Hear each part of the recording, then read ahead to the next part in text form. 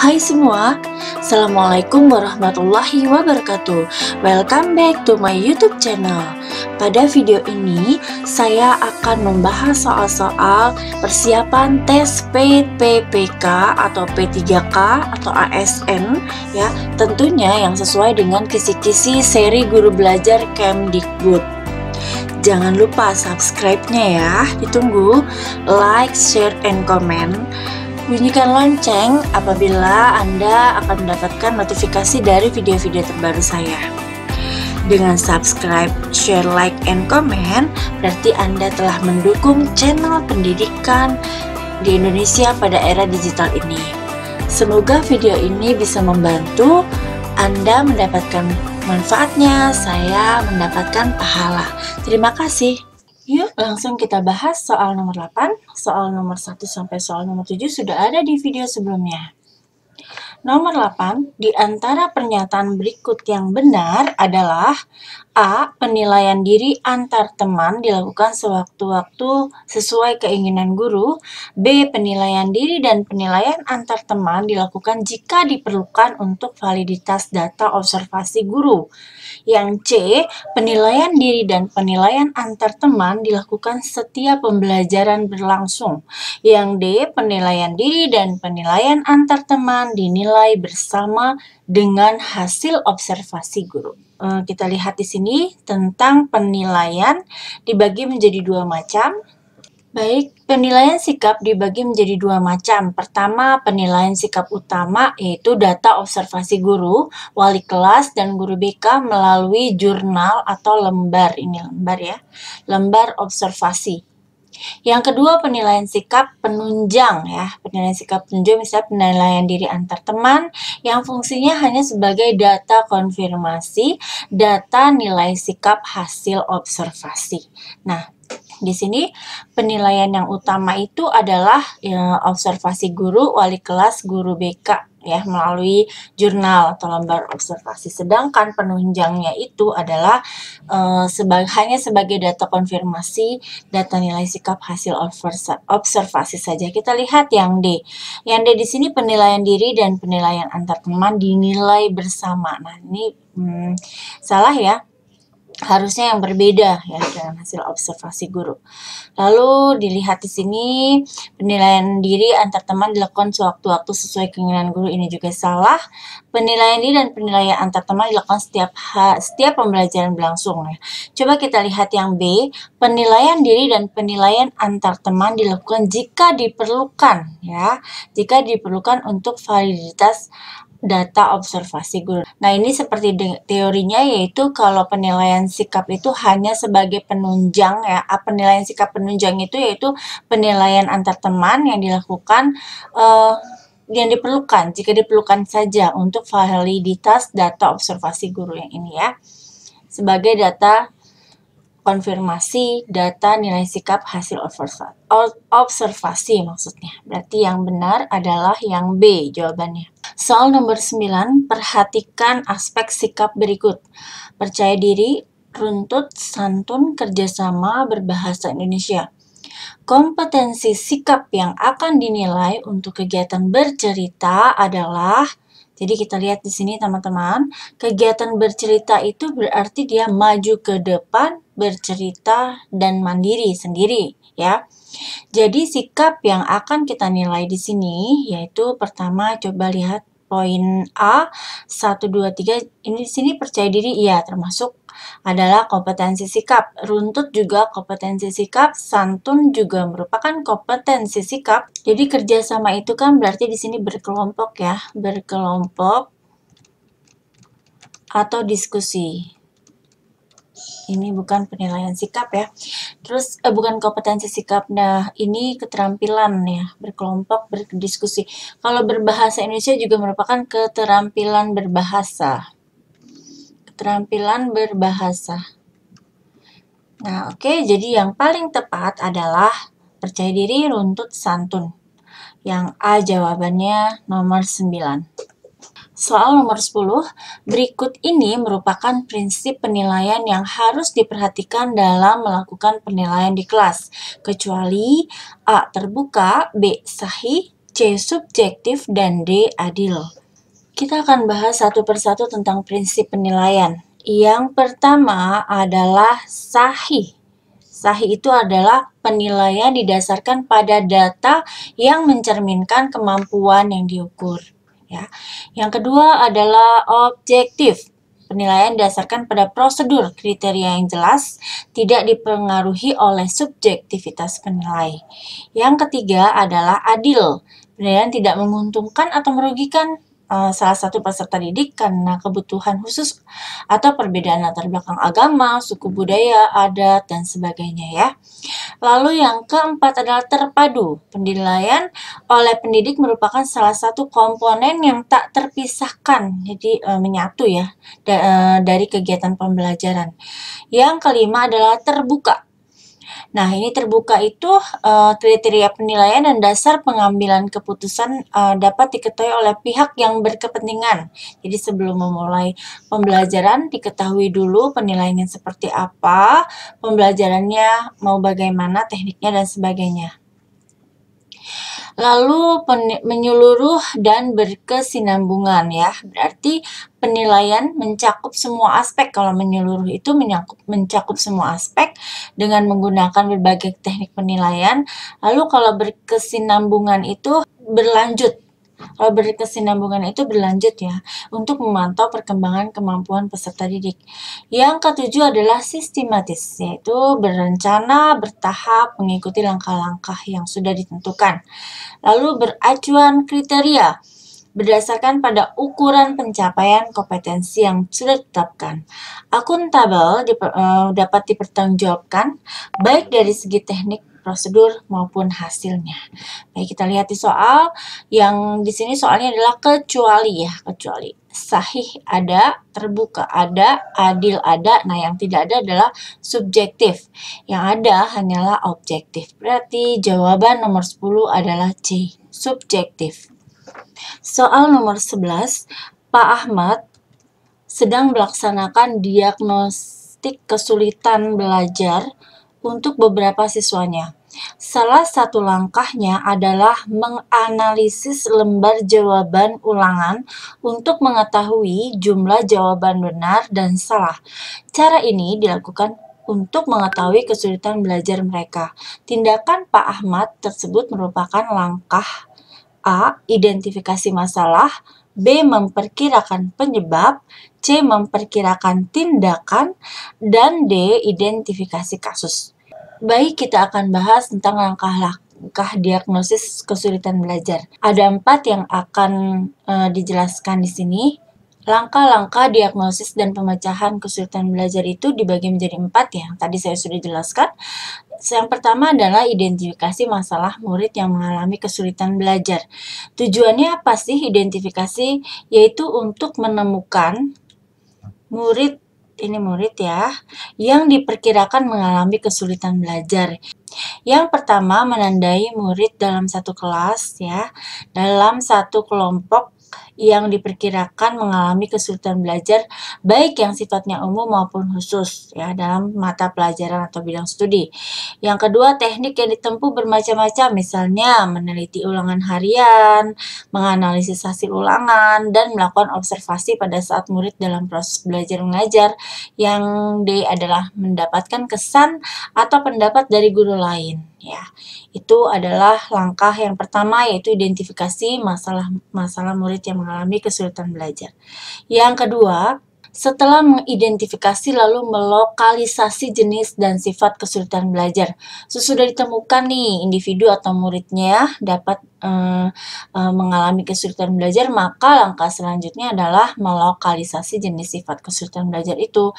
Caranya yaitu mendeteksi kesulitan belajar pada bidang studi tertentu dan mendeteksi pada kawasan tujuan belajar dan bagian ruang lingkup bahan pelajaran manakah kesulitan yang terjadi. Yang terakhir adalah analisis terhadap catatan mengenai proses belajar. Ya. Nah, setelah melokalisasi, baik yang ketiga adalah memperkirakan sebab-sebab kesulitan belajar. Guru atau konselor dihadapkan kepada masalah bagaimana menduga penyebab pola kekuatan kelemahan pada murid. Hal ini bahwa tidak dapat diambil keputusan secara bijaksana untuk membantu murid mengatasi kesulitannya apabila tidak mempunyai gambaran yang jelas tentang apa yang menjadi kesulitan ya. Jadi tidak bisa mengambil keputusan kalau tidak mempunyai gambaran yang jelas ya. Itu adalah yang ketiga. Baik, yang keempat, proses pemecahan kesulitan belajar. Nah, adapun langkah dalam proses pemecahan kesulitan belajar itu meliputi apa aja? Yaitu memperkirakan kemungkinan bantuan, menetapkan kemungkinan cara mengatasi tindak lanjut ya. Jadi lihat soalnya di sini Pak Ahmad itu akan melaksanakan dan menganalisis lembar jawaban ulangan. Nah, ini tindakannya di bagian mana? Nah, kita lihat di sini adalah menganalisis hasil ulangan itu adalah ada di bagian identifikasi masalah. Jadi jawabannya nomor 11 adalah A. Soal nomor 12, perhatikan aspek sikap berikut. Yang satu, tanggung jawab, kerjasama, menghargai, mandiri, jujur. Kompetensi sikap yang akan dinilai untuk kegiatan berdiskusi adalah, nah diperhatikan teman-teman, kegiatannya berdiskusi. Berarti kalau berdiskusi itu adalah berkelompok ya. Jangan milih kompetensi sikap yang mandiri. Kalau di sini yang pertama adalah tanggung jawab ya. Tanggung jawab juga termasuk adalah kegiatan dari berdiskusi ya. Kompetensi sikap dari untuk kegiatan yang berdiskusi ya. Kerjasama juga. Yang ketiga, saling menghargai juga ya. Nah, kalau untuk yang keempat tidak ya, mandiri karena ini kegiatannya berkelompok. Dan jujur ini juga adalah kompetensi sikap mandiri. Jadi yang paling tepat adalah 1, 2, 3. Jawabannya adalah A. Soal nomor 13. Berikut pernyataan yang terkait dengan tingkat kesulitan sebuah soal. Yang A, semakin banyak siswa yang menjawab benar, berarti soal tersebut mudah. Yang B, semakin banyak butir soal yang tidak bisa dijawab oleh siswa dengan benar, maka soal tersebut sulit. Yang C, semakin kecil nilai indeks kesulitan tersebut, maka soal semakin mudah. Sebaliknya, semakin besar nilai indeks tersebut, maka soal semakin sulit. Yang D, semakin besar nilai indeks kesulitan tersebut, maka soal semakin mudah. Sebaliknya, semakin kecil nilai indeks tersebut, maka soal semakin sulit. Teman-teman, kita perhatikan pilihan gandanya itu hampir sama ya. Nah, kita lihat teori dari tingkat kesulitan sebuah soal. Analisis tingkat kesukaran dimaksudkan untuk mengetahui apakah soal tersebut tergolong mudah atau sukar ya. Tingkat kesukaran adalah bilangan yang menunjukkan sukar atau mudahnya sesuatu soal yang dikarang oleh Ari Kunto. Nah, untuk menghitung tingkat kesukaran tiap butir soal digunakan persamaan yang ini. P sama dengan B per JX, di mana P itu adalah indeks kesukaran, B banyaknya siswa yang menjawab soal dengan benar, yang JX jumlah seluruh peserta tes. Jadi kita perhatikan soalnya di sini rumusnya P sama dengan B. Jadi P sama dengan B per JX ya. Nah, di sini indeks kesukarannya itu sebanding dengan banyaknya siswa yang menjawab benar ya. Indeks kesukaran sebanding dengan banyaknya siswa yang menjawab benar dan berbanding terbalik dengan peserta atau jumlah seluruh siswa. Jadi kalau seandainya indeks kesukaran besar berarti banyak siswa yang menjawab soal yang benar itu besar dan sebaliknya jumlah peserta siswa sedikit, seperti itu. Jadi kita lihat di sini ya. Jadi kalau P indeks kesukaran berbanding terbalik dengan jumlah siswa, tapi berbanding lurus dengan banyaknya siswa yang menjawab benar. Ya, kita lihat di sini. Semakin besar indeks kesukaran berarti kalau P-nya besar, maka ininya juga harus besar dan ininya kecil. Ya, ininya besar, ininya juga harus besar, dan ininya harus kecil. Nah, ya. Semakin besar indeks kesukaran, maka semakin banyak siswa yang menjawab benar atau semakin mudah. Sebaliknya semakin kecil indeks kesukaran, berarti kalau di sininya kecil, berarti kalau di sininya kecil, ininya juga kecil, ininya besar.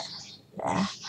Maka semakin kecil indeks kesukaran, sebaliknya ya, semakin kecil indeks kesukaran, maka semakin sedikit siswa yang menjawab benar atau soal semakin sulit. Jadi jawaban yang betul apa? Coba kita lihat di sini. Coba kita lihat, semakin besar indeks kesulitan, maka soal itu akan semakin mudah ya, yang ini. Sebaliknya, semakin kecil indeks maka soal semakin sulit. Maksudnya semakin sulit itu adalah siswa yang menjawab benarnya kecil.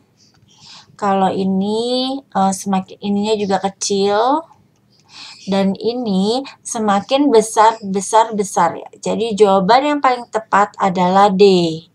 Ya, semakin besar indeks kesulitan, maka soal semakin mudah. Maksudnya siswa menjawab benar itu semakin banyak ya.